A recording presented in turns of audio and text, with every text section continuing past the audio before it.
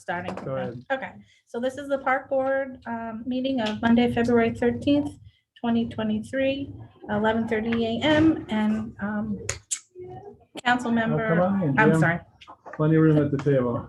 board member Carrie Stuckey is going to chair the meeting for us. So do you want to do a roll call, Carrie? Okay, Carrie Stuckey, I'm here. Jenna Warner is absent. Ronnie Wright. Absent. Eric Dubzinski. Eric, okay. And is Rosemary still on the board? So Rosemary, this would have been her last meeting, but she's Okay. unable to attend. Okay, So all right, and then we have our alternate, Tom Jones. and Ronnie Wright did email he would be absent today. Okay. So if you could do a motion to excuse Mr. Wright and Ms. Morrison. All right, so I will move to excuse Mr. Morrison and Ms. Warner. Second. All in favor? Aye. Thank you. And just a real quick note, the microphone is this computer, so All right. if you can Oh, yeah. speak up. Do we have anybody on there that's, No, nobody's on there, but to record it has to be oh, on. okay, to record it, yeah, okay. All right, thank you, you're so helpful, Mikhail. Okay, so moving on to the election of vice chair. So just since we have some new folks here, Jana Warner was elected 2 meetings ago as our chairman. We didn't have a full board, so we kind of tabled this item. So if there's anyone that wants to volunteer or nominate someone for the vice chair position, we can do that today. I believe you have a great in that function today, so I can't make a motion, but I can hint to other new board members.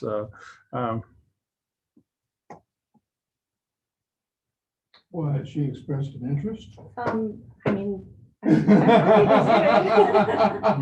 happy to do it. Anybody else? I'm happy not to do it. So if you're happy to do it, I will make a motion There for you go. Carrie to be elected I as think- vice chair. If there's a motion, I'll second it. All in favor? All right. Yeah. Thanks, Carrie. All right, thank you. Yes, thank you. Thank you. So moving on to the approval of the agenda. Are there any changes or does it look okay? Okay. We'll just approve the agenda by consensus. Then approval of the minutes, meeting minutes of December 12th, 2022. Those minutes were emailed out to you with your agenda, so there's no corrections or changes. Just need a motion to approve them. I'll make a motion to approve the minutes as sent out. Second. All in favor? Thank you.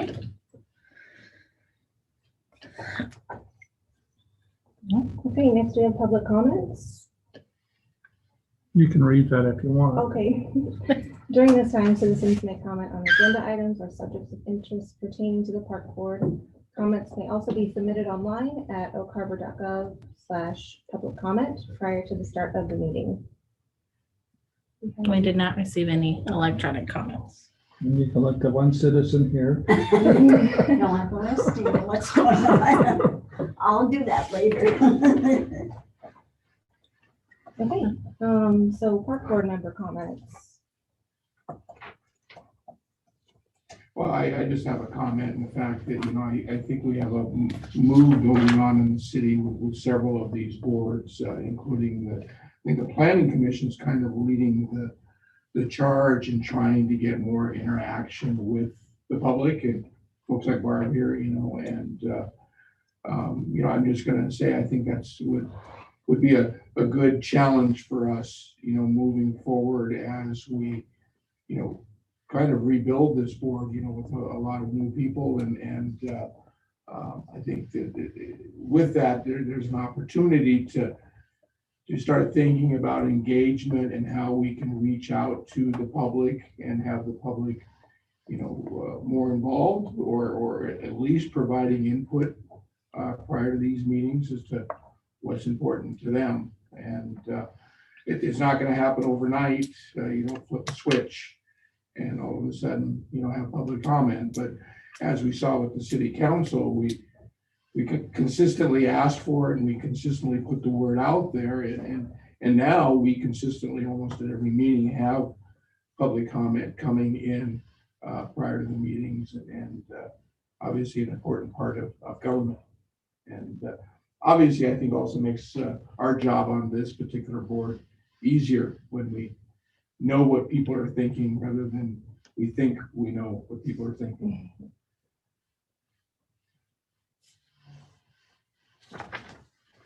Okay, any other comments from the park board? No? All right, so then we'll move on to our reports and discussion items. Item A is the garden club presentation.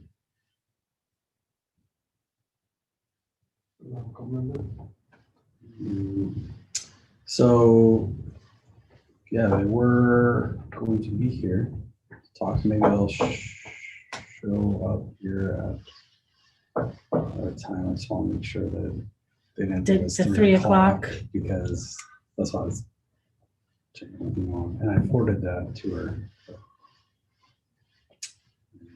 You can just about make a phone call, Brian, and see. Yeah, you can see, and they can just present it at the end because we haven't changed the time. And I think we told her 3 o'clock original. Step outside and there. Then we can table that item Okay. if they show up. Okay, so then we'll move on to Arbor Day planning. Okay, so this would have been a good segue from the Garden Club. So we met with the Garden Club. We also met with the Gary Oak Society, and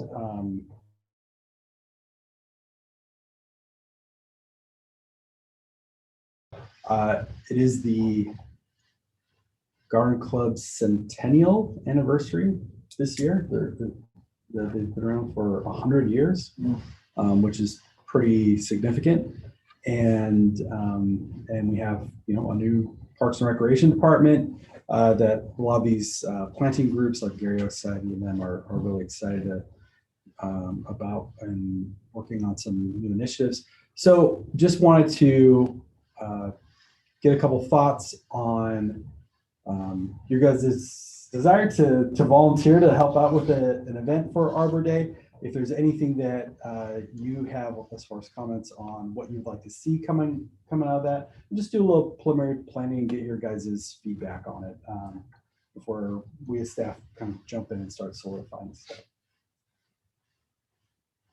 What are your general thoughts? What kind of a celebration are you thinking?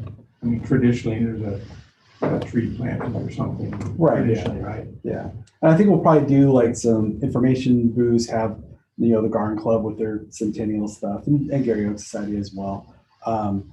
They don't typically give out Gary Oaks simply because of, I don't think it's necessarily costing so much of a maintenance thing, but we might have our arborist have a stand and give people trees that do well in this environment.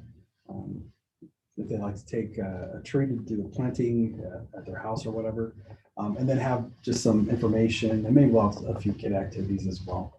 So are you talking Saturday activity or in conjunction with a school, or you've done a variety of things? Yeah. In the past? Nothing's planned yet. This is What day- preliminary, get your what- feedback on what you guys. What's your target date or month or? Yeah, when is Arbor Day? It's usually early April. We moved it around sometimes, but yeah. Yeah, we have a resolution, I think, from last. Because we're a tree city, right? And so we certainly have to recognize that as. Yeah, we want to spotlight that and celebrate that. Where? Friday, April 28th is the. So what you're able to do is directly proportionate to the amount of time you've got to work in here, right? Yeah, but this will be a smaller event. It's not something that's going to take like 3 months of planning. When did we do Arbor Day last year, Ty? Do you know? Off the top of my head, no, but I remember it was a pretty big event in front of the school. We invited the school district to Yeah. participate. And I thought, and I gotta tell you, I thought that was just spectacular, and it was, I think that the kids really enjoyed it, and, you know, obviously, those are the people we have to get on board, right? Because those are the ones who are gonna see the trees that we plant actually mature, right?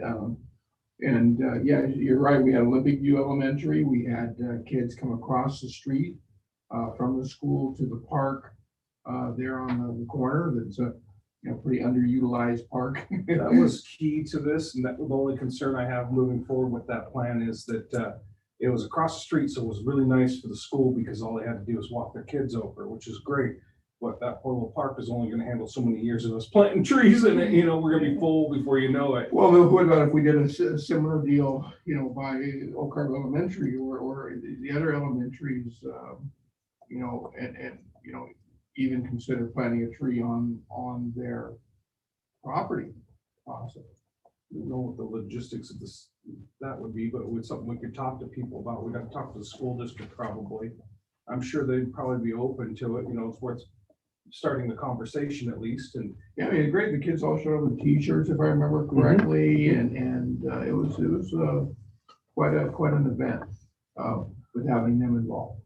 Yeah, I feel like that's the smart play, is because if you want to get the parents, get the kids, because the kids will make the parents. oh, that sounds You know what I kind of mean? targeting, doesn't it?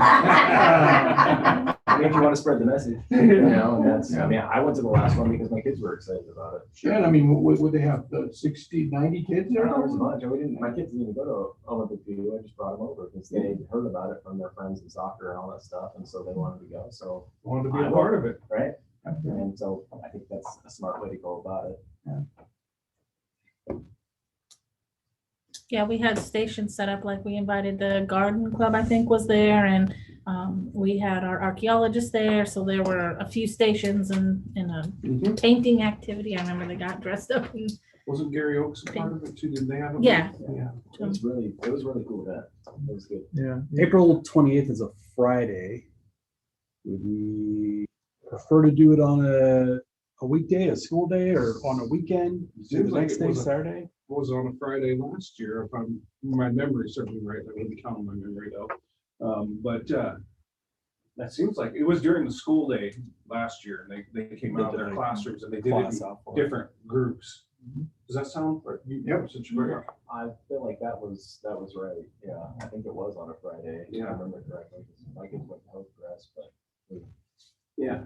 we're I think- way in over there. I think the schools even maybe give them, you know, if you're going to the event, you can get out of school a little early or something.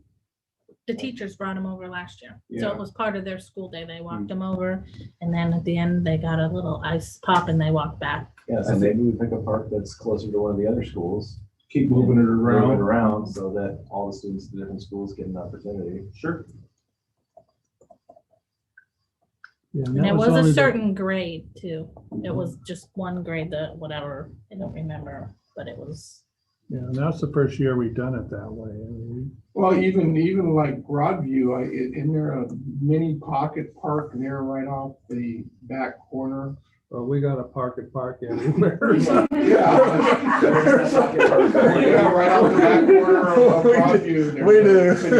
City park. On Southwest Sixth or whatever. Yeah, it's just there on the corner, pretty Am I underutilized. right?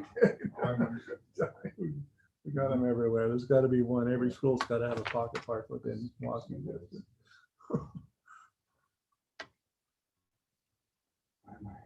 All right, It's so escaping my name. The name's right on the tip of my tongue. What I'm hearing is you liked the setup of last year, felt this was successful.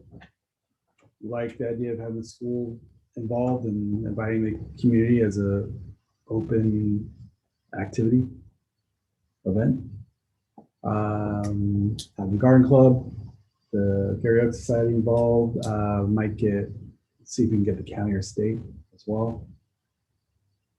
Few little games, and maybe we'll look at doing a tree give out for families that attend. Yeah, yep.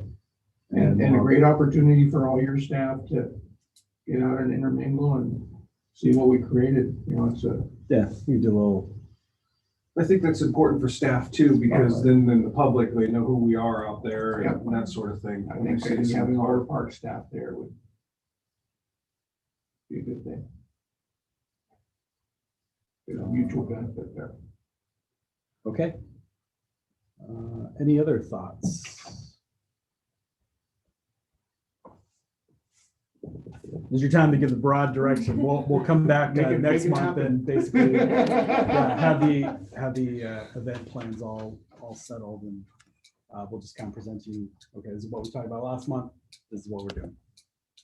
Is there any kind of communication plan, either announcing it or reporting on it? Is there a standard format for doing that, or? Yeah, we'll tie it into our city events and, City website was. yeah, I mean, you must have saw it if you, yeah. in the I don't know community, if I some saw it so much as I heard it from my kids. and that Kids, was, okay, Yeah, but That was enough motivation to do it. yeah. Sabrina will work with her, she's kind of the city's communication supervisor, so we'll work with her with doing the news release and do a public service announcement or whatever. We'll put it on our website and social media pages as well, and then we'll make a little flyer that the schools can hand out. So, I mean, and great question there, right? Just my experience in dealing with the News Times and most of the papers, they prefer to report news beforehand rather than afterhand. They always like that. But then they're looking, what is the news? News is, you know, kids are gonna get together again to plant a tree. Not necessarily news. But if within that group of kids or within the community, if there was a special thing associated with it, right? Whether there was a kid chosen to have a police plaque, you get what I'm saying? They like that special interest stuff where they have actually somebody to interview that has some sort of relationship to what's about to happen. So that's just planting a seed, Brian. That's just how they think here. You know, if you could have a grand marshal, for example, of the tree planting, right? They would typically do an interview with that grand marshal, which would turn into a close to front page story, which may get some more attendance versus a story after the fact of the event. So, Okay, I'll look at that.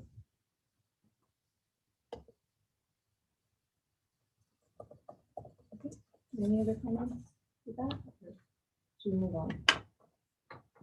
All right, we'll move on to the accessible playgrounds. Okay. Can I tie into this screen here?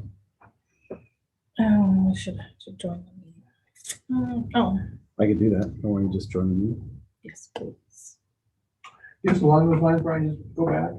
What about if we had the schools do an essay contest? I was thinking of that too. Yeah. Right, I mean, like we did with the splash park, and the winning essay gets displayed next to the tree, and the essay is something along the lines of why trees are so important to us, right? And that would get all the school involved in that, and I think it'd be quite an interesting story prior to the event, posting that essay and I do too. et cetera.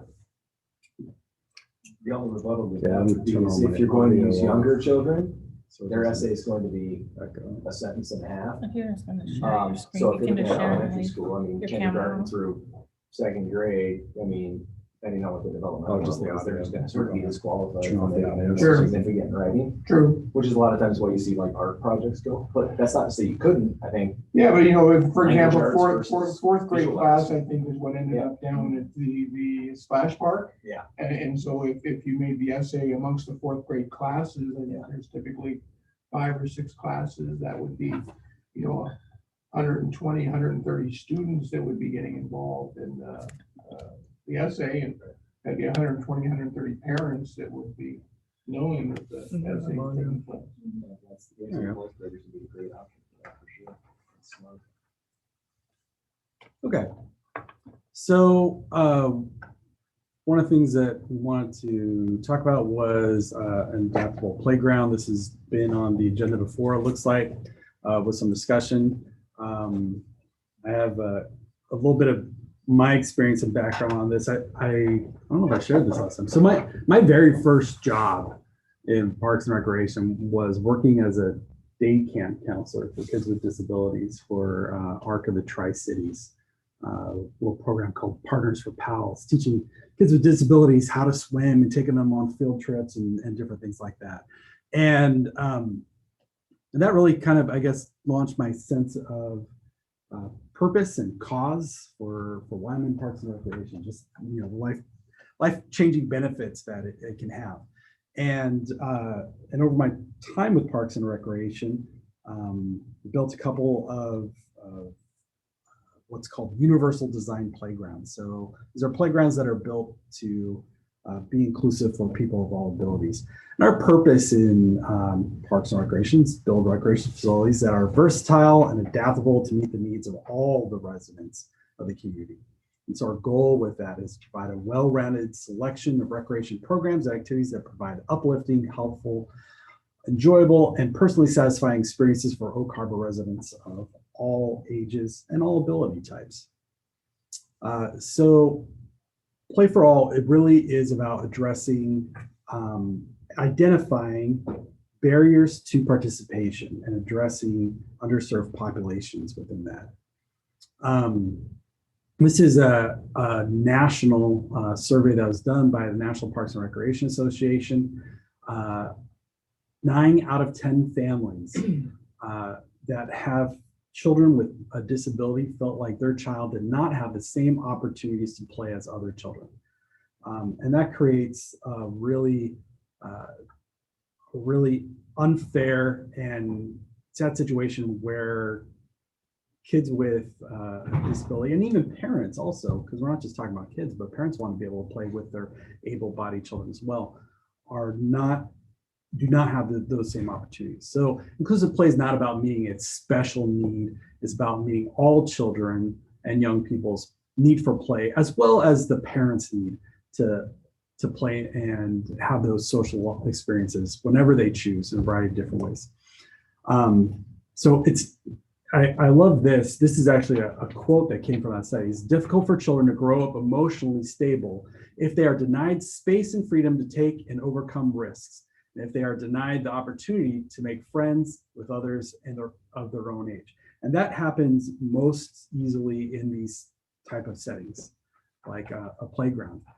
And so you find kids on the outside looking in at able-bodied kids that have these opportunities, or just as easily a parent that is not able to play with their able-bodied kid or participate in these opportunities for both socializing and learning these skills. Play is an important part of how we learn. There's a reason why it's so valuable to communities. And so we look at what is the nearest fully inclusive playground. Now we have Bailey's Park down at Windjammer. It has, and the splash pad, those have ADA accessible surfacing. But as you look around the rest of our community, most of our parks are outdated. They have pea gravel for fill, completely inaccessible. You know, they don't have accessible drinking fountains. They don't have accessible equipment. They have like this old 70s slide and a swing and like either a bounce feature or something like that, but no adaptive equipment at all. 70s, tried 60s. I slid on those slides. And we all know the secret, right? You take a handful of sand up and throw it down. And go faster. Right. Yeah. So what is our need? Oak Harbor does not have an all-inclusive playground where people with disabilities can improve their physical, cognitive, and social skills side by side with their able-bodied friends. These children are on the outside looking in and missing out on a crucial component to healthy typical development. I've heard this already from a few families that I've met in the community. You might be surprised how many families have someone with some kind of disability in our area, and realize that we're not just talking about Oak Harbor residents either. We are the regional hub for North Whidbey, in fact, a lot of Whidbey Island. So are we providing those opportunities for residents both in and around the city? So what is a universal design playground look like? Well, it has accessible surfacing. So that's not pea gravel, right? That's surfacing that wheelchairs, people with limited mobility of range or balance issues, older adults, anyone can get stable footing on, but is also duals as safety surfacing for that fall height impact standard requirements for safe playgrounds. It's exciting. It has adaptive equipment. If you go around to different communities that have these universal design playgrounds, they are packed. There are people that come from like hours away to come to these regional type playgrounds. It becomes a destination for the community because they're exciting, they're themed, has the apparatus layout is conducive for people with many different types of mobility issues. But it's also centrally located, right? So it's easy to get to whether you are taking a car or walking from a nearby neighborhood. They have strong community support. These are some of the easiest playgrounds to get built because not only is there a huge amount of grant funding for it, and not only is it kind of a softball pitch to the council, right? And it's pretty easy to get around providing accessible play spaces for everyone. But also you have a lot of community support. Sometimes these playgrounds are built entirely off community donations and the community coming out and helping build it under GC's oversight. So you get a lot of community support and it has high utilization. These are the biggest bang for your buck type of facilities that we can provide in the community. So what does that location look like? Well, a centralized location is usually what we're looking for, anywhere from 12 to 30,000 square feet. Plenty of parking for handicap spaces, which is usually a feature that a lot of these kind of playgrounds oversee and think of after the fact. Great playground, but how do you get to it? You got to park 3 blocks away and then get over to it. Near other amenities as well. Parks are not just a destination.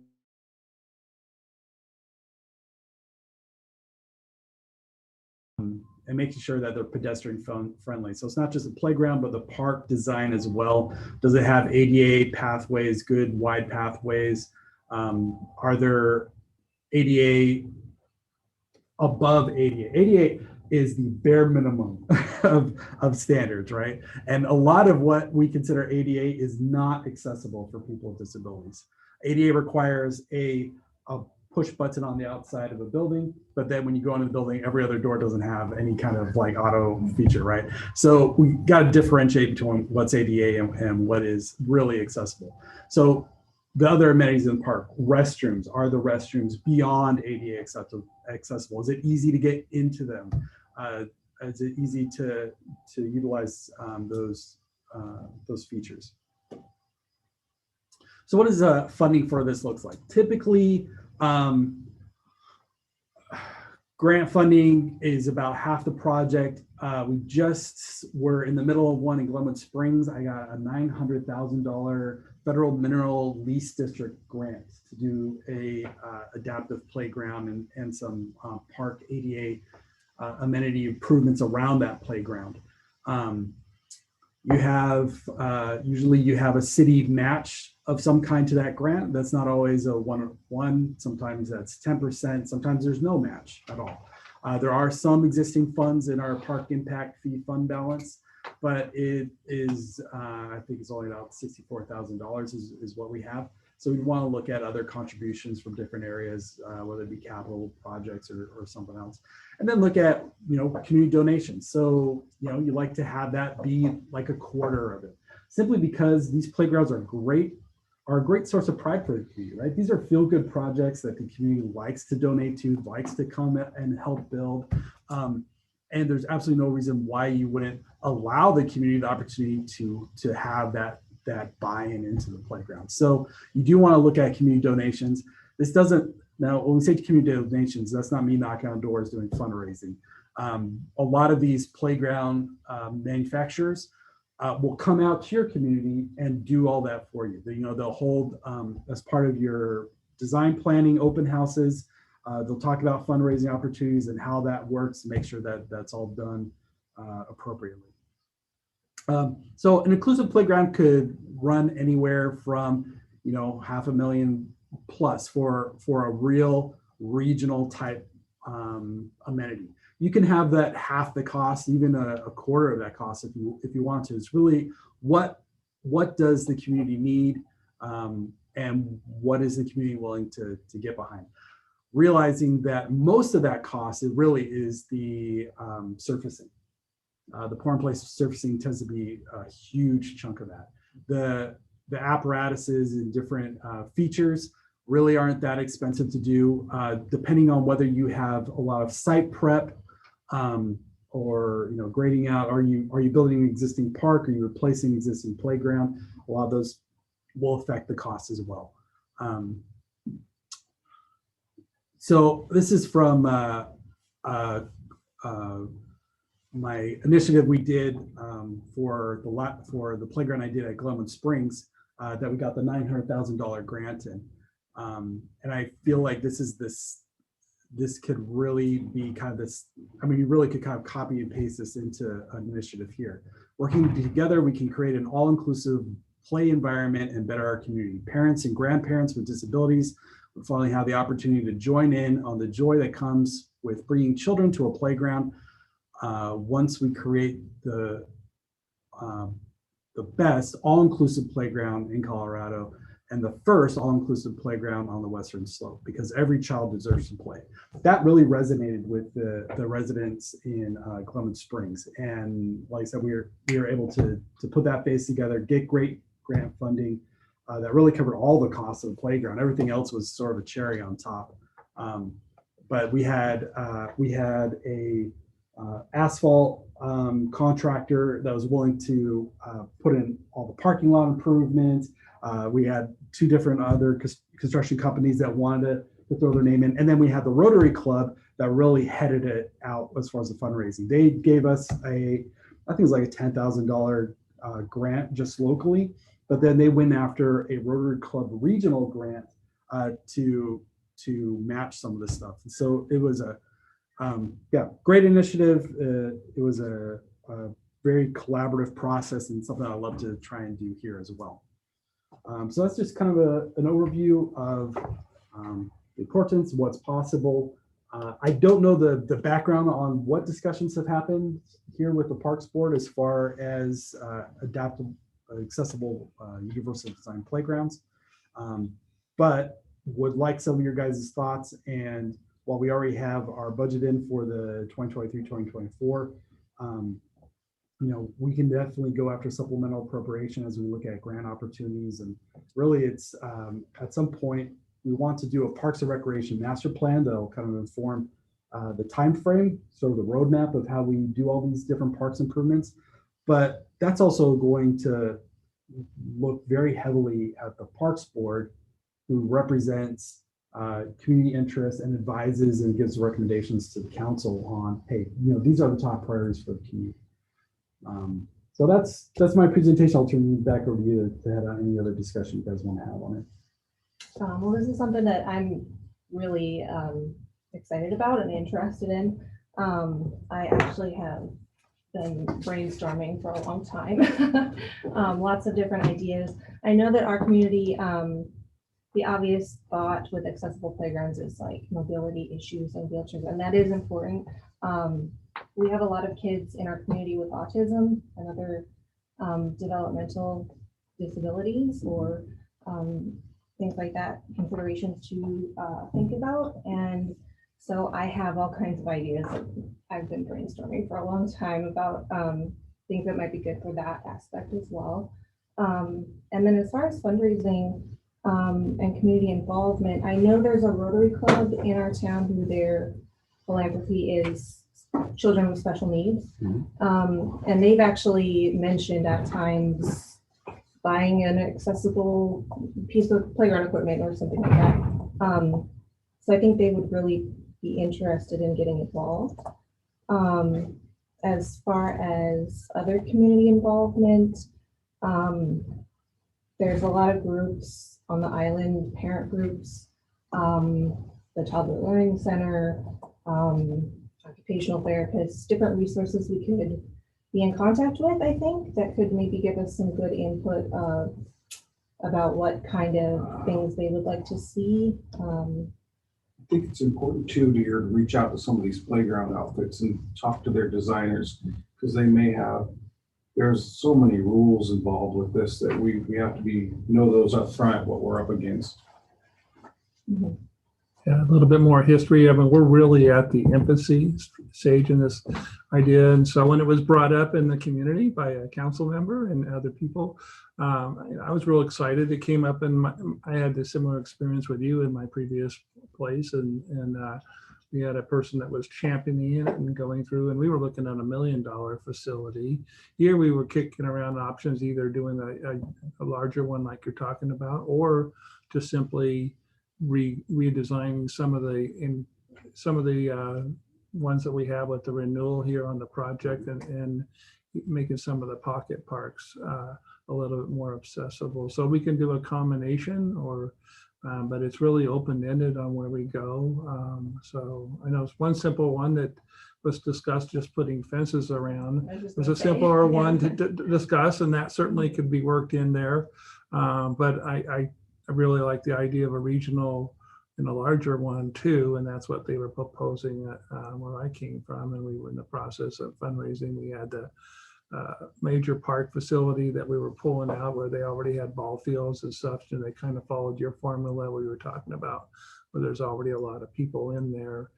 Some of the pocket parks just don't have the parking, and that's part of the challenge of taking some of the pocket parks. And then a lot of people don't always know about the pocket parks that we have all over the place, and they don't have the restrooms and tend to be more for people in the neighborhood rather than regional. So but certainly it's open-ended to do that, and just doing the education of what services or what facilities are there so parents with special needs could kind of know. I mean, that's even the start, just knowing what layout and what equipment's in there. So if I'm trying to figure out where it is, I think we can do a better job on that too. Yeah, I would agree with that too. Just my son has autism, so when we moved here, I didn't know where, I was just going online, looking at what parks there were available. And there's the names of the parks listed. That's about it. I literally drove around to each one, see which is a good fit. And I do think I was the one who brought up the fencing. I think maybe it was the first person to bring it up to you, for Brian was. But at a minimum, around the accessible playground, but I think it'd be great if we even could fence 2 or 3 of the playgrounds, because with autism, a big concern as a parent is elopement, which is kids running off when they have autism. Most playgrounds weren't safe for me to bring my, at the time, 3 or 4-year-old to, because they're right next to a road. If he's off, he's right in the road. So I would love to see fencing at least around this playground, but like you say, a combination, we could do even 2 or 3 would be awesome. Yeah. Some of them we could do small upgrades, in Yeah. fencing areas that would solve the problem too, like Ridgewood over here. Mhm. And there's an autistic, he's not a child anymore, he's a young man now, but he uses that playground in there like daily. Yeah, I didn't walk through a lot of the features when I showed that concept design yet, but these usually have fences all the way around just for that. They'll also have like sensory toys and things like that. They'll have like little hidey hole areas, or more of a sensory deprivation kind of area, because sometimes kids, especially kids with autism, like just get overloaded and need sort of a quiet place to be and do their own thing. So yeah, we want to look at all those kind of features. Yeah, overall, Brian, I think this is going to be something you're going to get universal support on, right? I think the reality is we just have to be the leaders and come up with the idea, right, to get it there. And so, and I mean, here I think that there's a pretty logical path to this, right? The first thing, my thought would be is I'd like to see our money spent on stuff that's actually going to affect the kids and give the kids an opportunity, rather than spending it upon reinventing infrastructure. So I think the first step here is looking at what parks we have that have the parking and the grade to start with to make this work, right? Let's face it, I don't think we're in a position to go out and buy a new piece of parkland. If we were looking at it from that standpoint, this is going to be a really, really long initiative, and we're going to be talking about it for a long time. Whereas if we try and reinvent something we've already got, that's going to leapfrog us. So I think first just a look at what areas have we got where we can handle that parking and the grade. And then I think coming up with the plan, and I agree with Carrie in the fact that we've got to look at all of the different disabilities that we have out there. I think this is a great opportunity to utilize some of our art money that we were talking about on some of the interactive items, because I mean that's the next step of it, right? We figure out where we can put this. Now we got to figure out how we're going to pay for it, right? And I think we've got some funds there that we could certainly put into a new park that gives those hands-on things that would be artwork at the same time. So there's Some of the drawings I have received from some of these outfits, like Northwest Playgrounds, they did the one on the front of the splash park. They are art in themselves. They are off the chain. you get it. So I They're think really we've got some money there. And we've got some money, in our parks budget for parks updates, and this would be an update of an existing park. I think council can certainly get behind this, and I agree. I think the Rotary clubs here in town and the Lion clubs and et cetera, I think we can find that there's not only money to be had from them, but there's national grants through those programs. The Rotary Club of Oak Harbor's working on a national grant for the windmill now, and I'm sure we'd be happy to step up with a national grant request along with the Sunrise Club. The two clubs together asking, right? There's some strength in numbers. So I think this is an initiative that can actually work, and I think it's an initiative that if we do it smartly could be on the horizon fairly close versus a pipe dream years out from now. And so those are my thoughts, right? Let's figure out a place that we could make this work, and let's put our brains together and figure out what we can put in there and what it's going to cost, and let's figure out how to pay for it, and let's build it. Now we talking about these things like a spotlight park, kind of a one regional draw sort of park, but really the ideal is that this is the standard for all of our public spaces, right? That every one of our parks has accessible servicing, has adaptable equipment that anyone can use, that has features that are both usable but also safe for all the residents, right? So that really comes to developing good park standards for any of our public spaces. Just while we might do a local or a larger focus site, to also redevelop a smaller site or two if we can, because there are certain disabilities where the social anxiety and some of those issues, they'll exacerbate some of the disability by being put in a place where they have to go interact on a larger scale. So by being able to use some of the smaller environments in order to help, kids experience that on a smaller scale, or even private, because we get a lot of that in our smaller parks, might be pretty wise to serve all of this. Well, I imagine we're going to learn a lot through this process, right? To that end, right, as to how to make each of our parks more inclusive, right? This is going to be a big learning curve for all of us, and I think we're going to come out of this with some things that are really, really successful, and some things that we look at. That particular piece of equipment didn't work out quite like we thought it would, and I think that's going to give us that ability to launch it. The fact that we're having the conversations, the start of it, right? Up to this point, we've been kind of cookie cuttering what we do as far as playgrounds back into it. Now it's time to do a custom one, I think, is what you're really getting after.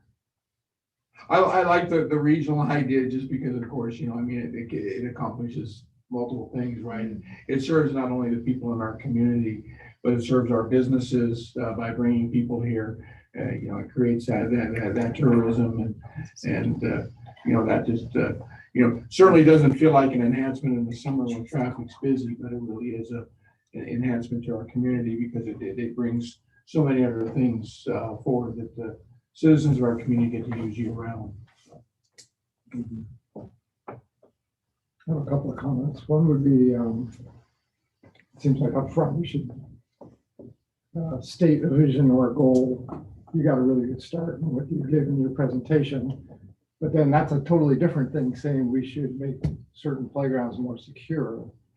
Obviously, they can both pull into the same concept, but to clearly state what it is we're after, and that it includes large and small. It's not just a, or maybe it is just a this or just an improvements program, but to detail it as best we can so we understand better what we're going after and the community understands better what we're going after. I think what hit me is one of your best comments was the location and how it plays into existing things that draw attention. You know, if it's located, you know, you mentioned ball fields.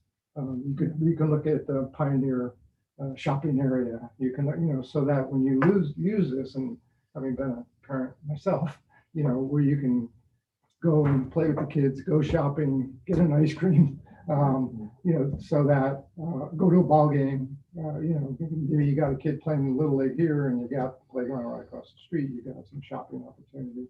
That also ties in the business community. So I think that's a really good thought, as opposed to just building up an existing playground that's in a particular neighborhood. But it's still not clear in my mind what we're, I mean, it kind of is, but not really. So I think some kind of a statement, a written statement would be beneficial. Because I think what you're talking about is like right now, big benefit to secure a playground so my kid can go and run and I can relax a little bit, as opposed to drawing a larger community for multi-purpose use. We want to be close to ice cream. Yeah. Yeah, or hamburgers or whatever. Okay, I'd recommend when you're ready to move on to the next agenda, this is the Garden Club here, maybe jump back in. Sure.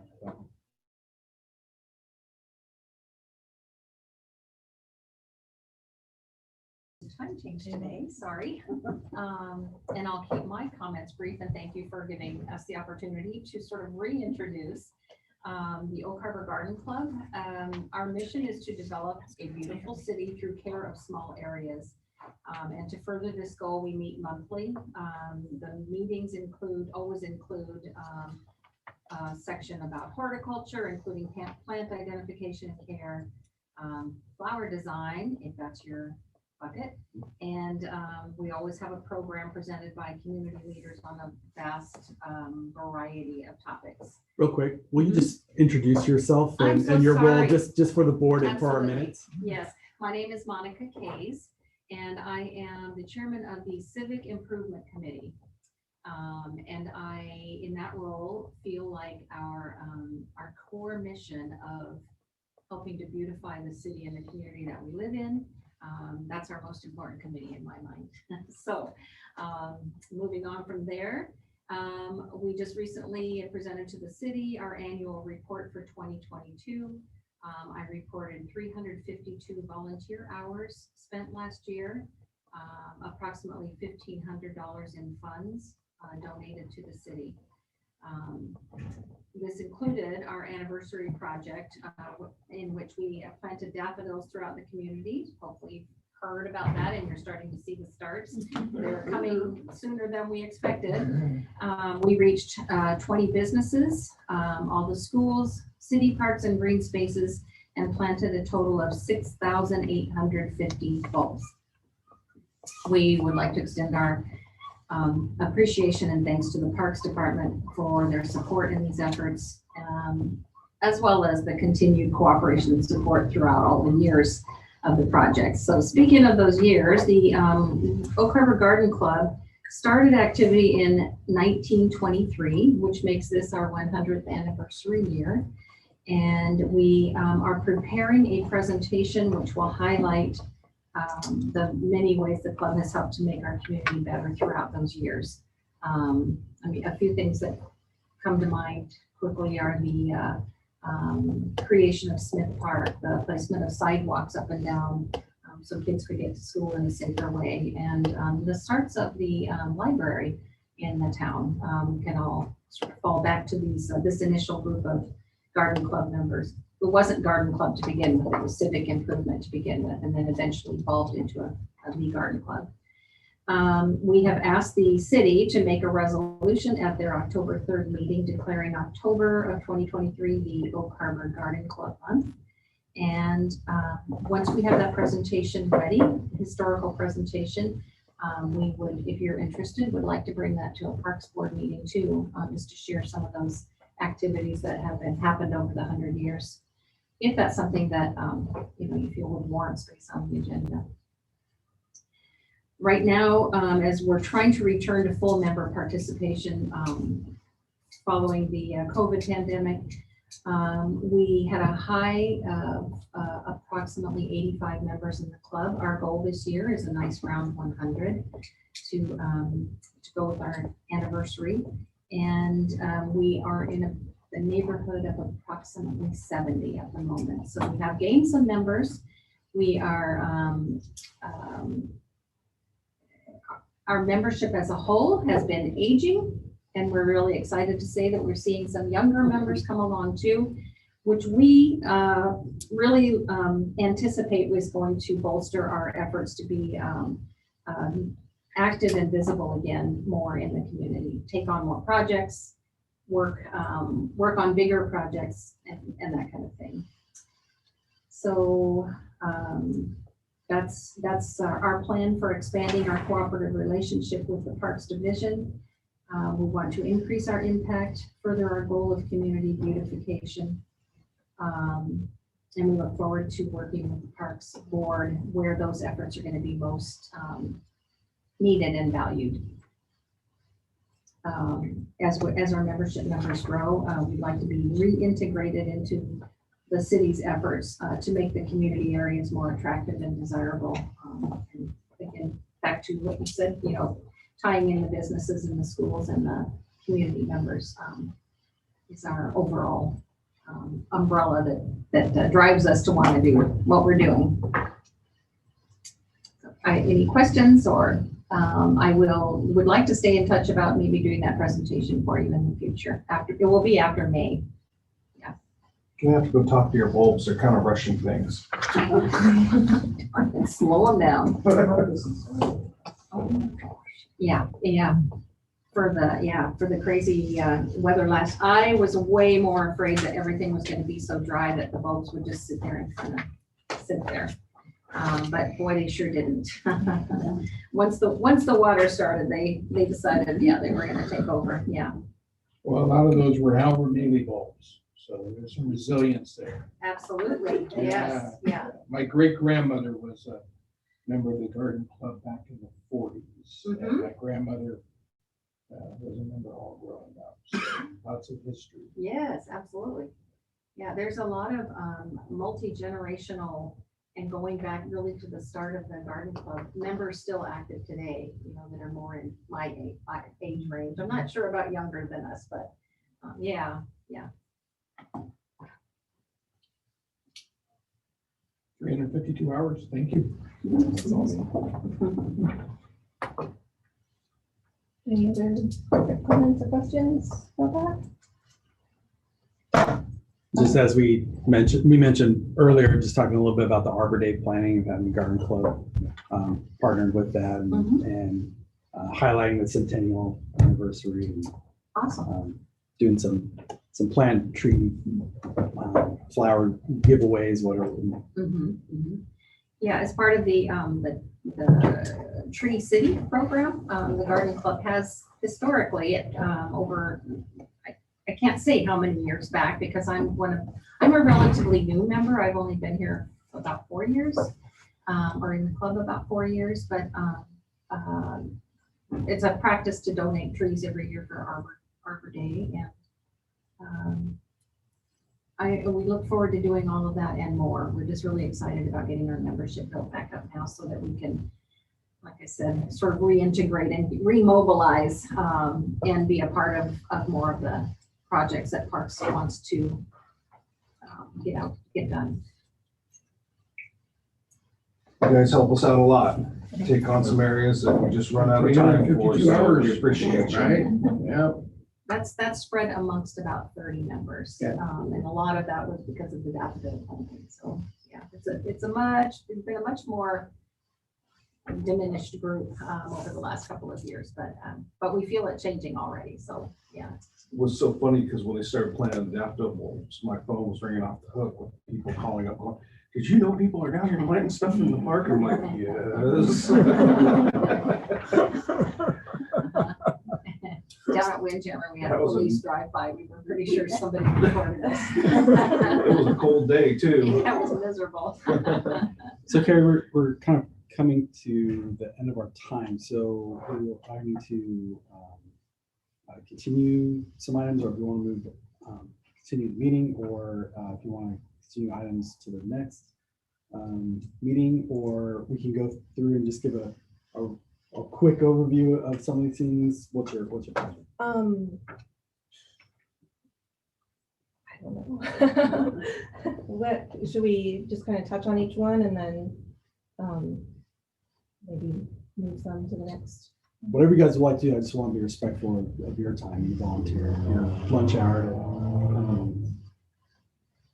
I'm already here. Yeah, I don't have any place to I'm be, okay. so. I've got a 1 o'clock, so I can be here another 20 minutes or so. Okay, you want to just continue the meeting? Sure. Yeah, let's just move on to the next item, which is Windjammer Park future improvements status update.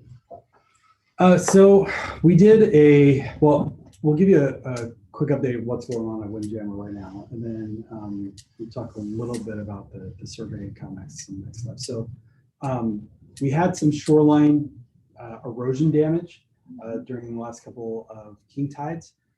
Tally and his team put out some 31. large sandbags. They backfilled most of that fill that goes into the shoreline there. Is actually scouring out underneath our pathway. It didn't get to the point where it was unsafe at all, but we wanted to make sure we shored that up. So that work's all been completed. In the next phase of improvements for Windjammer Park, the shoreline restoration project is something that definitely needs to be addressed with that. There was a survey that was done about the park. And we are, actually I have no idea about the timing of that now I think about it. 2 months is probably what Sabrina was talking about, bringing it back. Okay. That you need to do some more evaluation, but you should be able to bring it back to them and kind of go over the results in about 2 months. Okay. All right. So 2 months, we'll bring what the survey results came back from that. I don't know like all the status of what's involved in that survey or why it's taking so long to share the results, but yeah, we'll try and get that back to you guys, and then we'll probably just have a pull whatever conceptual draft. I know there wasn't any real planning around sort of the next phase for Windjammer improvements, but we already know like what are the big things that need to get done. But we'll take everything that was in the conceptual discussions previously, and we'll just present that along with the survey results, and probably just have it become an open workshop for that. I mean, that'll be like our one item because it's going to take the whole time to do. But wanted to check in with you guys, see if there's any feedback on anything you want us to present to you as far as educating our information, or if you need any history on what was done in the phase 1 improvements. From what I understand, there was a lot of changes. There was a lot of trees removed during the last phase. We had a couple features removed. We had some features put in. Some need to be readdressed. There's a memorial, military memorial that is getting redone that was put in. which they were down there Friday measuring for, so that should get finished up here. They're hoping this week.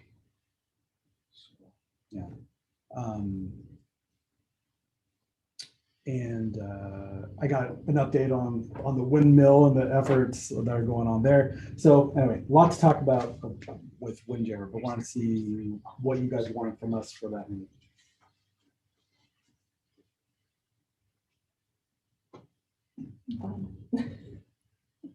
I don't know, I have heard a few suggestions from community members about different ideas of things that could be added in to Windjammer. Pretty simple things for the most part, like shading for the seating areas around the splash park, because parents are baking in the sun while their kids are playing in the water. Yeah. I've had a suggestion of putting like 1/4 mile or 1/2 mile markers around the walking path for people who are walking or jogging.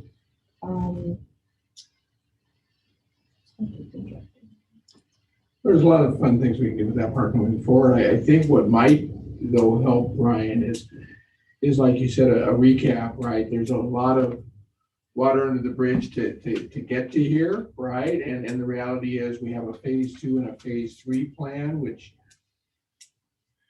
we don't really know if that's phase 2 and phase 3 or not at this point, right? I mean, the reality is, I don't know, and I think that was, I realize it's part of the survey, right? But I don't know that we have a clear path of what's next with Windjammer Park. And I think part of figuring out what that clear path of what's next is figuring out what got us to where we're at, and make sure that everybody's aware of not only the planning that went into create what's there, but the planning for those future phases, which are currently in our capital improvement plan, right? And the reality is, it's part of this board's job to give the input to the council for that CIP, is to, where are we going to go with Windjammer Park? As it sits right now, we're at phase 1.5, right? Because we did some things for phase 2 during phase 1,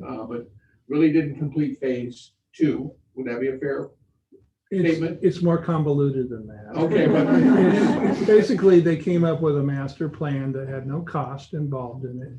They decided to do phase 1 as part of the sewer treatment plant or the clean water facility update. And they took pieces of phase 1, phase 2, phase 3, phase 4, phase 5. They didn't build it exactly the right way. So it's not like you can overlay it.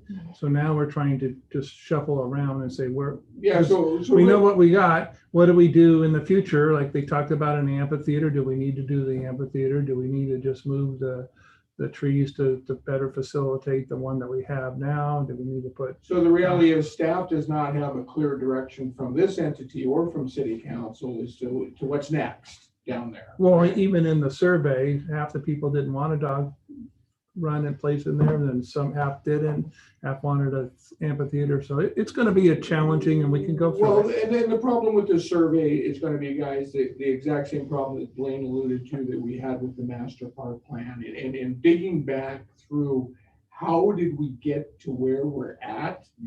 All of the conversations and all of the wishes that were put into that plan were done so without budgets.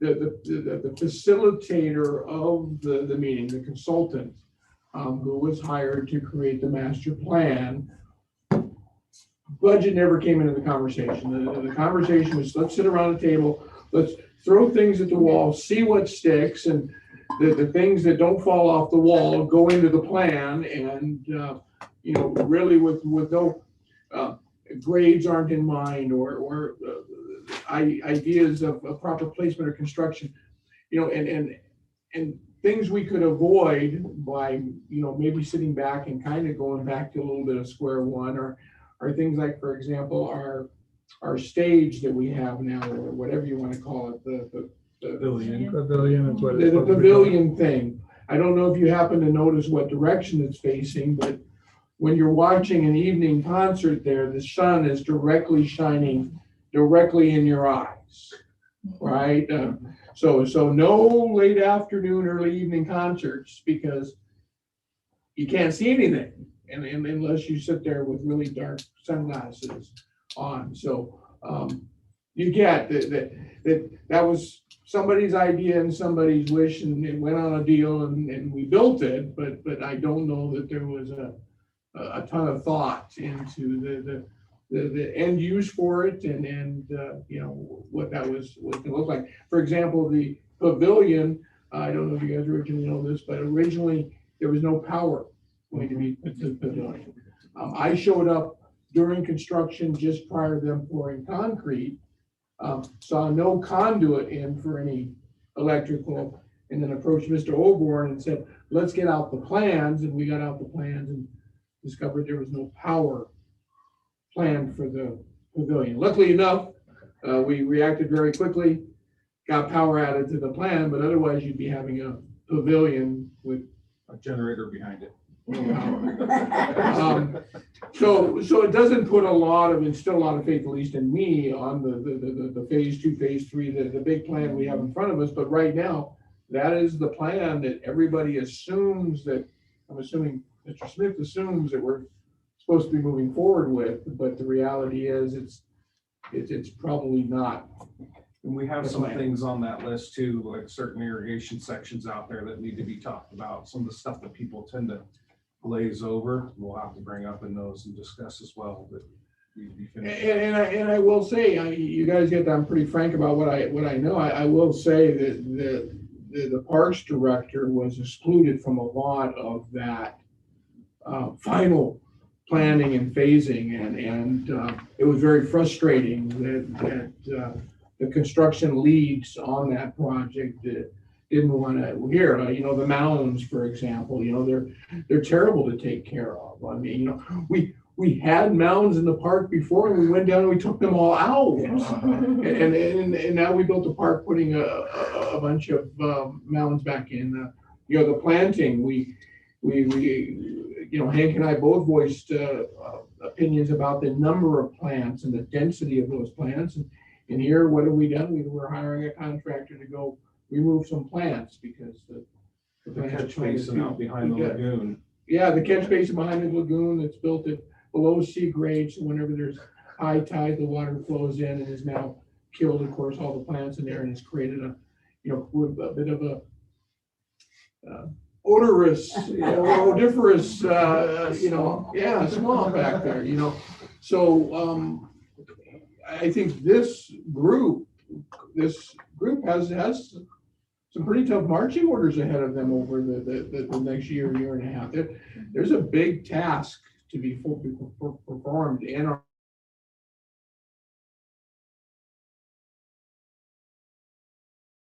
to the council to make the adjustments to the CIP to start moving this thing forward. Right now, we're pretty much at a standstill as to what happens with Windjammer Park moving forward. Wouldn't you agree, Brian? Well, I don't have a budget, and I don't have clear direction on what is a phase 2. This means you're at a standstill. Right. Oh, there's a budget. It's $1 million, but we don't know what it is. I think one consideration for any of the next phases, I hear over and over again that there's not enough for older kids to do in general in town. We removed a portion of the Yes. portion of the park that was There- for older kids. We removed it. Yeah, there were 3 play spaces essentially before in General Park. It was Bailey's playground, kind of a bigger kids playground, and then a playground by the RV park. And now we have Bailey's playground and the splash park, and that's it. There's nothing for like. And to be perfectly honest, to put a playground over towards those other kitchens would help in people wanting to rent out the kitchens for birthday parties and different things. And maybe that's where our new playground goes, where we have sufficient parking, handicap parking, grade, sidewalks, etc. Restrooms. Yeah, we have areas in the park that are underutilized just because of the design. So where we're at here is I'm trying to get a feel and evaluate. Okay, here's what we've done. Here's why we did it. Here's what was in the conceptuals for the next phases.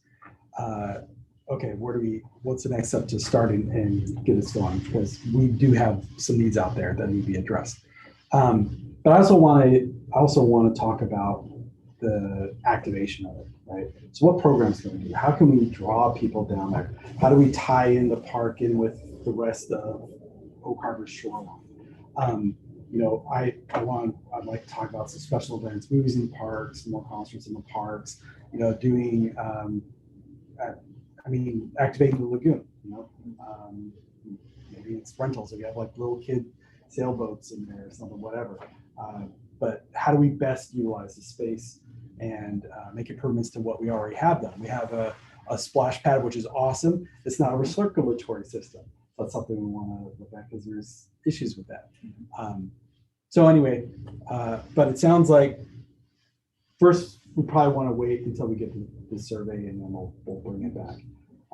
But it's probably should do it maybe as a public workshop kind of meeting. It seems to me that this unintended pause, though, is actually kind of a blessing in disguise. I mean, we've been mention of like a master parks plan. And so I think some of these things and some of the concerns that I hear from parents and park users is that often what's happened over the history in Oak Harbor is sort of been, like I said, you know, patching it together without a greater vision. So we either have redundancy or incompleteness. And so, you know, everything either looks the same and doesn't get used, right? We're talking about that old 60s slide with the sand on it, you know, or whatever, or it feels incoherent to the rest of what's going on, or it feels underutilized or out of the character for what people have an expectation for what the city should feel like. And so I think maybe devoid of a master plan, it might be nice that nothing's happening, so that we can see what actually needs to essentially be there in order to enhance that, and then what needs to support it with the other parks and pocket parks that we have, or whatever happens with Harbor Heights, you know, to make. Hey, easy now. Sorry, whatever might happen there. Oh, though, you you know, got the homework. H word. Oh, I have no fear. You know, and so, you know, in order to just make sure that we have a comprehensive plan, probably from the first time, you know. And that is a great point. I'm glad you kind of bring that up because, you know, you have like 1,000 things that need to happen, right? But there isn't a clear roadmap of here are the priorities and here's the timing and here are the budget strategies for each, right? And that's what you get out of a Parks Recreation Master Plan. Well, and then the master plan is going to look at everybody's needs in the community, such as hiking and biking trails, which is what should be going on at Harbor Heights, because that is a park. That is part of what parks need to supply. But Blaine, can you give us, just without putting you on the spot, but you know how I love to do that. Can you just give us an idea why it's taking so long to get that survey? About that? we were doing the change in staff as one of the issues there. It's not really conclusive, and just we had other priorities going Well, that's on. what happens when we do sticky notes. Yeah, Right? Sticky and notes so are it's got a typically lot not of, conclusive. yeah, so it's not really that inconclusive here. And then honestly, we were waiting to Brian's, it's only in his third month here. Fair enough. And we really wanted him to kind of come on it and look at a fresh look of Fair it. enough. And so, That's why I waited to accost him earlier this week. I gave him time, and then Harbor Heights, we've got to figure out where we're going to go with that one. Cost overruns, I mean, that was way underestimated. Started out 1.7 million, then went to 5.5 and now 11.5. And so it's a $60 million build out to really do it if they do it the way that they're we doing. have to let the land speak to us, right? Yeah. You step foot on it. You're Yeah, So- we can't force this. That's the first rule of development. That's every time I develop a project, I look back and the land speaks to me and tells me how I'm going to develop it. I don't go tell the land what I'm going to do to it. Yeah. So that's, So I when think we have to have that frame of mind. So when we've been meeting with the school district and looking at possible alternative priorities there and moving ahead, and Brian will take an active role in that. And so we haven't even come to the council on that, but there's some subcommittees that kind of meeting with council members. And so we have some ideas of moving the transportation facility for the school district up to our public works, and then making that area into a park area. My We do dream- have- That's my dream, park Yeah. in the middle of the city. Middle school, yeah, and then we Next to also have, businesses. and what's driving it, I mean, whether the bond passes or not this time, the school they'll take half of Fort Nugent from us, and it'll be a school property, and so they've always owned it. we've always had a lease with them and we built it and designed it. And so they have the right to take it back. And so, and that's what speared the whole issue of Harbor Heights was doing it, but it just a lot more expensive than what we could pull off in dealing with that. So we're It's a lot more expensive for our first idea yeah. because So- of the top topography and the lay of the land. Yeah, so I mean, we're looking at alternatives. I think certainly Harbor Heights, I don't think we'll regret buying that 75 acres for $1.1 million. We'll But, probably never have another chance of owning 75 yeah, acres in so I Sioux mean, City. it's great in long term, but what we do in the shorter term, we're coming on that. So I'm jumping out of context here, but I just want to be kind of transparent and give you what's kind of going on in discussions. Well, and it's important, it's a new group, right? And you get that there's things to accomplish, and we've got a new parks director. Now is the time, right? We've got new folks coming on, new energy, new blood, and it's time, right? To turn this into some action. I'm excited for this. You get, right? My enthusiasm coming out, right? I mean, this is exciting, what we can do for our community and the impact we can have for years to come. So we're in a good position. Okay. Should we move on? Should we move on? Okay. Yeah, unless, yeah, if you don't have any other questions, a big item coming up, just want to give you guys thoughts on it. So memorial policy draft?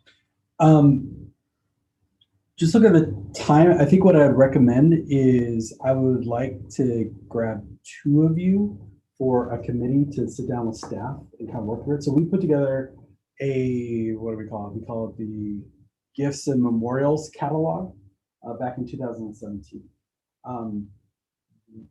We now need to really implement a process that goes along with that. So this talks a little bit about location, which needs to be, so this needs to be updated.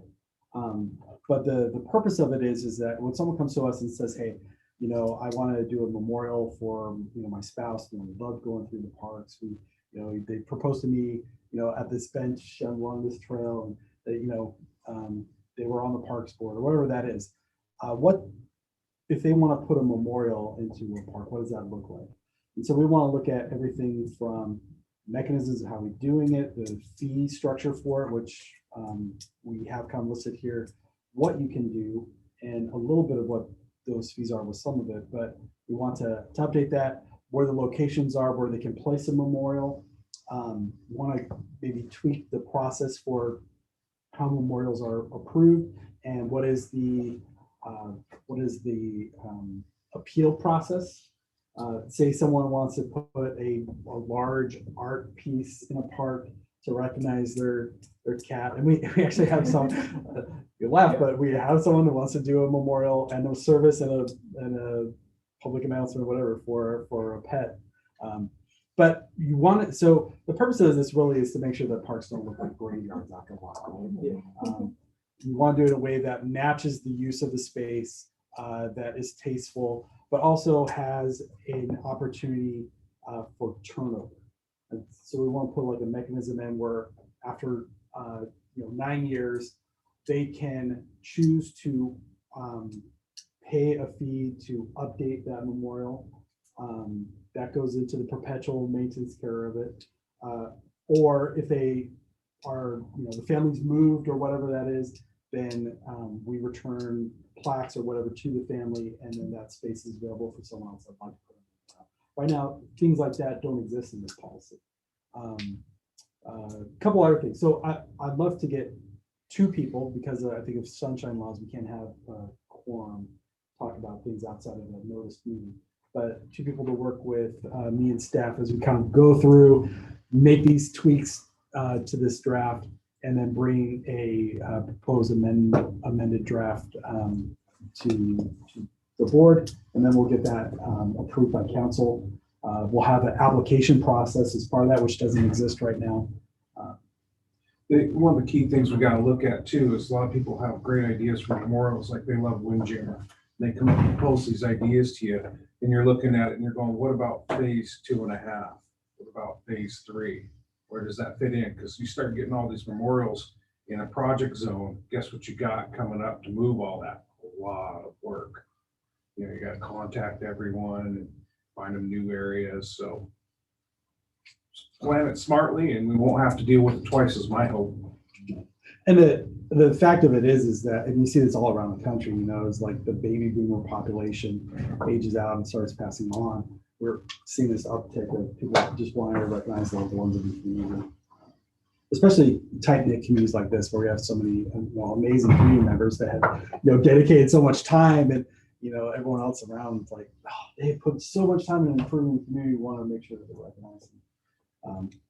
So a way to make that both positive for the family or people that want to do that, as well as to make sense for the character and what we're trying to do with our public spaces. Any volunteers that want to kind of be on that? Yes.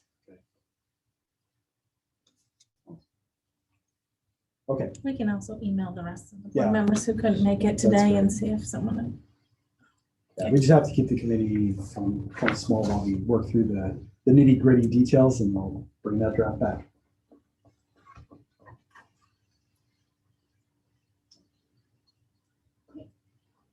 Ready to move on to Parks and Rec director updates? All right. First off the bat, we have a new Parks and Recreation department. The question then is, Parks and Recreation is currently made up of our parks maintenance, the marina, senior services. We just started pulling in arts oversight. We're looking at transitioning senior services into community services. So programs and recreation facilities for all ages, instead of just for older adults. And parks will go through a restructure as well. Right now, we have a marina advisory committee. We have a parks board. There isn't an existing board that works with or gives recommendations to council from senior services necessarily. Do we want to recommend to council that there's a tweak in the powers and duties of this board, that you become a Parks and Recreation board that gives those recommendations on all areas of department to the council? Like I said, I think we can keep marina out of that since they have their own. Do we keep this specifically for park related items? Thoughts on that? Because as the department grows, will definitely be a very public informed heavy department. And so it's really important we have some good community committees to work with them and help us out with open houses and different things like that, and also are coming with us to council meetings to give your guys' recommendation on what you work with staff on. What do you think? You want an expansion? You feel like we should expand this board? So that would encompass then, not the marina, but you're saying like the senior stuff and So senior services. yeah, recreation programming, special events. Right. We do have an arts commission, so like public art specific stuff we can go over. But I usually find that there's a centralized Parks and Recreation board that all the other commissions want to work with quite a bit. So like development, planning and zoning, arts commission, the marina, probably have some joint meetings here and there for you guys to do that.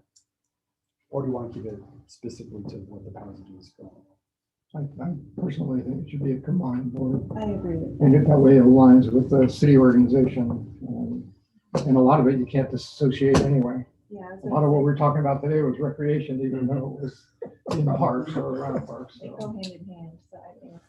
I mean, I think so long as like your master plan and vision are going to match, then what the board is working with you on, then I think it makes sense. If they're going to be segmented out, then it doesn't make sense. But if it's going to be integrated, and that's what you're presenting, then it seems wise then to have the board work on that, rather than have to parcel it out into a variety of spaces. Yeah, that's kind of my feeling on it. Simply because we're doing a business plan with the marina. At some point, we'll do a public art plan. Typically, you'll have like a parks plan when you don't have all the rest put in. But I think once you start getting into programming and facilities and things like that, we'll just do a Parks and Recreation master plan. So But I'm just a staff member, so I don't want to push any, like, this is what you guys should do. I was looking want at for a you. council member. Yeah, and I don't know if council has a preference or if they really care one way or another, but I'm definitely trying to push to have regular, like either yearly or bi-yearly workshops with council and the board to talk about priorities and some of the stuff, or it's gonna, we'll just have too much on our plate. So we Would this want- be something that the city council has to approve? It'll be an ordinance change. It'll expand the language and the criteria for Yeah, the, in the powers and duties and, yeah. I mean, the Park and Rec already has it together because I was instrumental in writing that, thanks to the city of Kirtland that gave me a model. So certainly it's a natural evolution as far as I'm concerned, so. It might make sense though in the language of doing that, to know this as this takes off and then requires more of that intentional engagement with citizens. You're going to actually need to empower those other ones to have a bigger, those other things to have their own committees then for, or even their own boards, you know, so that some of the power might end up shifting out to more specialized areas in order to meet your engagement needs at some point. Might find that out if it takes off. I don't know. That's a thought I also have. yeah, and previously, you know, we form committees, you know, that are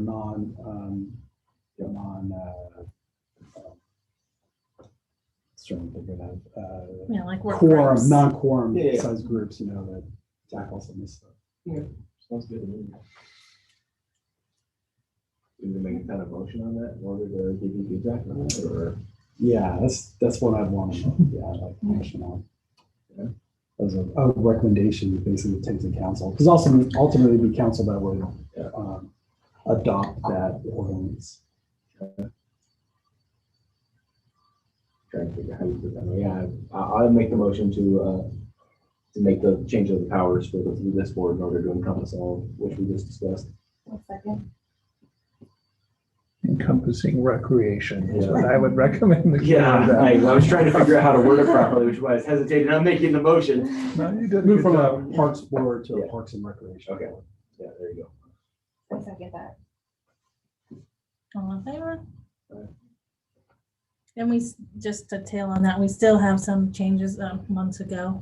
It was a whole different board then, but just bylaws that need to be brought up today because they're 20 years old. So that would, when we make that ordinance change, we would make sure those things are all up to date as well.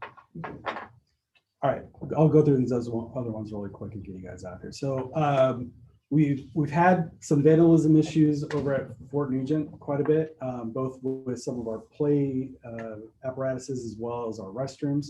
The restrooms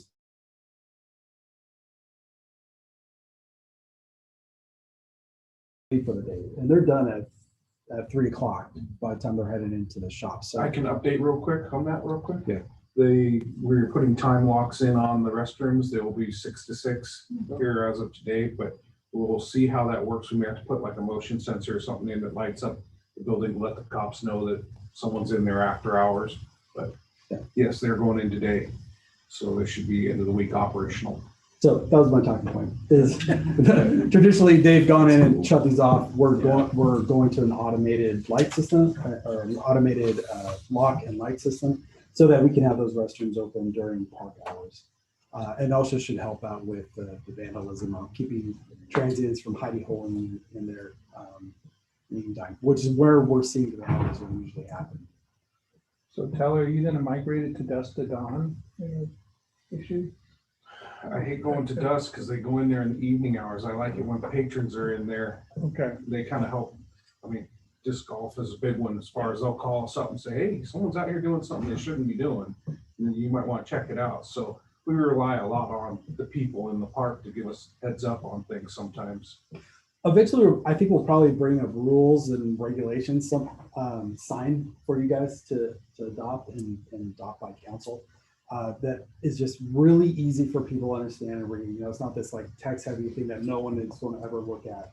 But you know, it has the park hours and it has, you know, what's allowed, what's not Can allowed. we motion sensor the inside of those restrooms? Yeah, that's what he's. Plan. And Yeah, and so if we get somebody that triggers that motion sensor after I'm looking. hours, for example. I'm looking into two ways. One would be that it would call us through a system. We're looking at how we can get Wi-Fi out there because new technology, of course. And then the other one would be a simple, just motion sensor hooked to a light. So when the police are doing their rounds, they come by and they see the light on the building, they know that they need to stop and say, hey, what's going on in here? We've done a couple of encampment cleanups. We're looking at Romilly. Can I say that right? Ramalley. Ramalley. Don't mess me up. Jim can help me out here. Al Ramalley. Hal Ramalley. Or Ramalley, depending on who you talk to back in the Dutch days. And we're going to be meeting out there to talk about that park as well. Let's see, we finished interviews for one of our parks maintenance workers last week. So we'll be making a selection there. We're meeting this week with the Navy to talk about Gateway Park and the aircraft that are there and coordinate the cleaning of those. The Navy is looking to repaint those as well. So those should get a nice, shiny new look to them. We'll probably also talk to them a little bit about how that whole little park setup is presented. You know, whether we put in some turf or whatever, just make it a little nicer. We definitely want to get an initiative going to beautify the gateways into our corridors into the city. So when you enter into Oak Harbor, you know, oh, we better Oak Harbor. Wow, you know, the street looks a little different. You know, you have these nice pathways. You have, you know, you feel like the city cares about the beautification side of things. So we have our annual wearable art show coming up. That's going to be April 22nd, and the theme is foliage. So maybe the garden club wants to be involved with. So they're looking for people to get involved with that and start getting the word out about it. And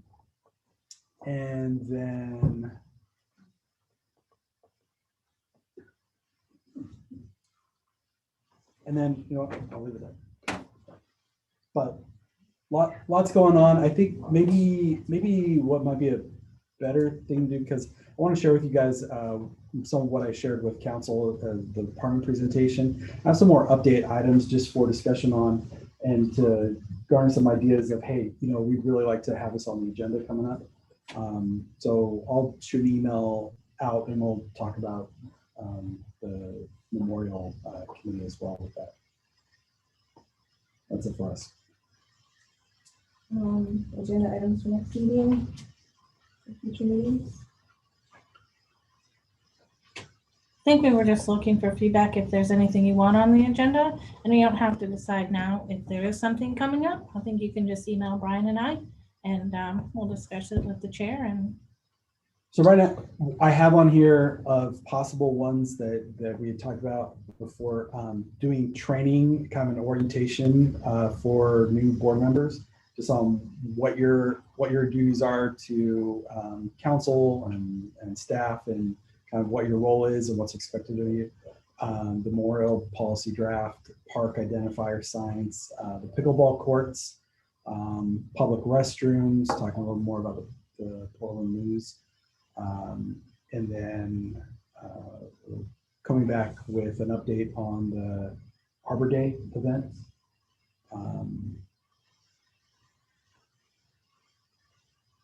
I'd like to see a discussion at some point about community engagement. We can talk about that a bit.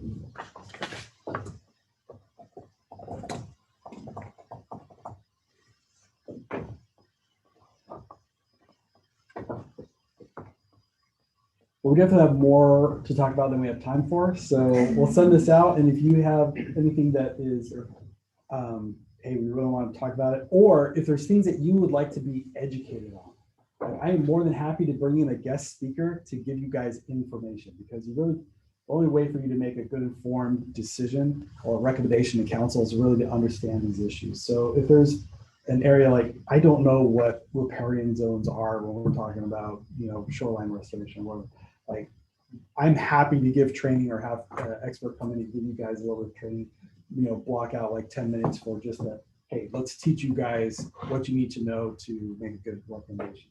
So if there's any topics like that that you would like related to Parks and Recreation, throw that in as well.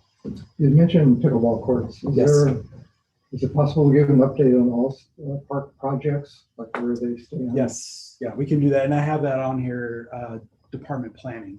I have on there, and I can specifically look out, here's where we are with park projects in general. That'll be a half meeting discussion. Well, I think, obviously I think everybody here should probably get a copy of the CIP as it relates to parks, right? Yeah, we can do that. That's currently the long range plan, the 6-year plan for parks. And certainly this board should be integral in providing input upon what should stay and what should go in that plan.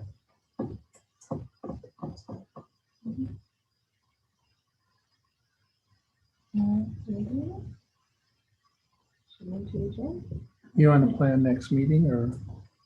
Oh, I don't remember why we changed the time for this one. Students. No, Originally, we had moved the times back in order to facilitate a student board member. And when that didn't come along, and that's probably a discussion we should have again in the future. Obviously it's too late in the school year to initiate that, but I think that is an initiative we should consider, continuing discussion for the next school year. What I think that was pretty much. yeah, so they the reason used for to the meet at 11:30.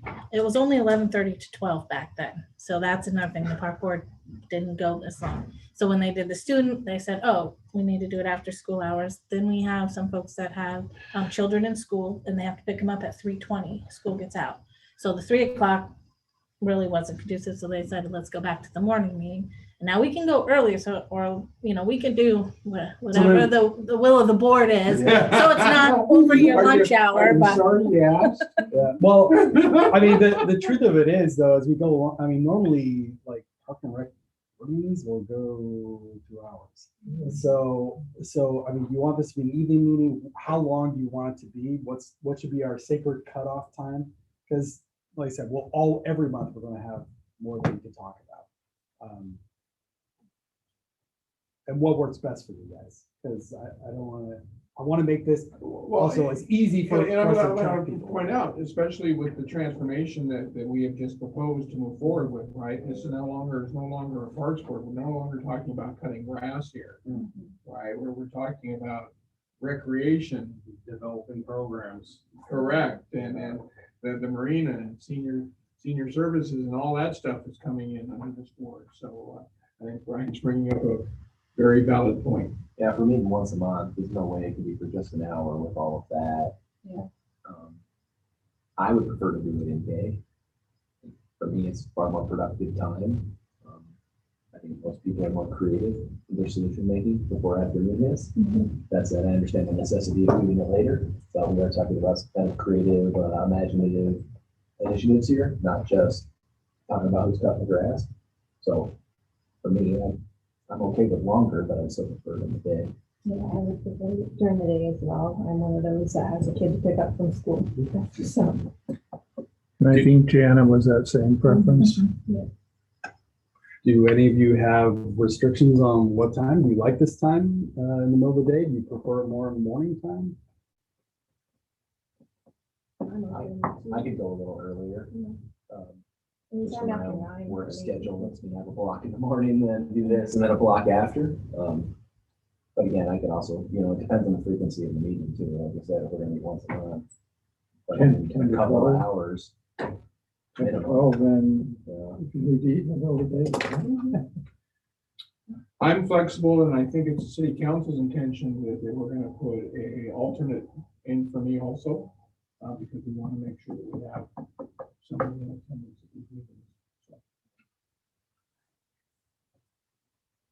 And I think that's a good suggestion. 10-12. you're doing the second Monday of the month, isn't it? So it'd be the second Monday of the month is probably fine. From 10 to 12, Brian. So 12. I don't see any uncles are doing that. Just kind of looking back historically, what's been.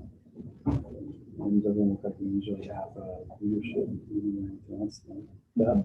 That works. So next meeting would be actually the same date, 13th.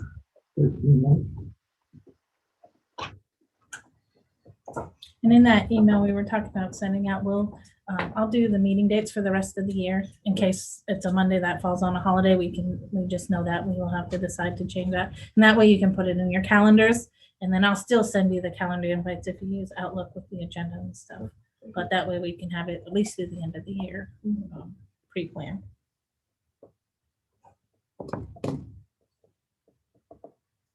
Okay. Look for an email update with all that, just as a reminder for everyone.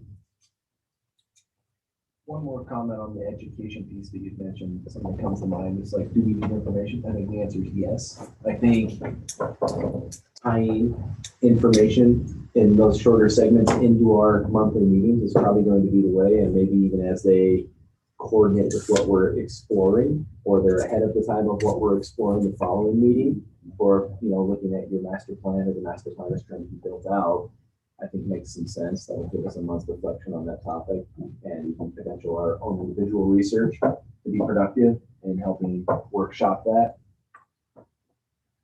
If you're working on the playground, you bring in a playground designer. If you're working on a ball field, you bring in a grass or turf guy. We're talking about, you know, trails and those kinds of things. If we're talking about whatever all else, making sure that we have the information ahead of time to be informed and not really reactive. Would be helpful. Okay, great. Anything else? Okay, do we need to adjourn? Second. All right, good job. Thanks, guys. Now we have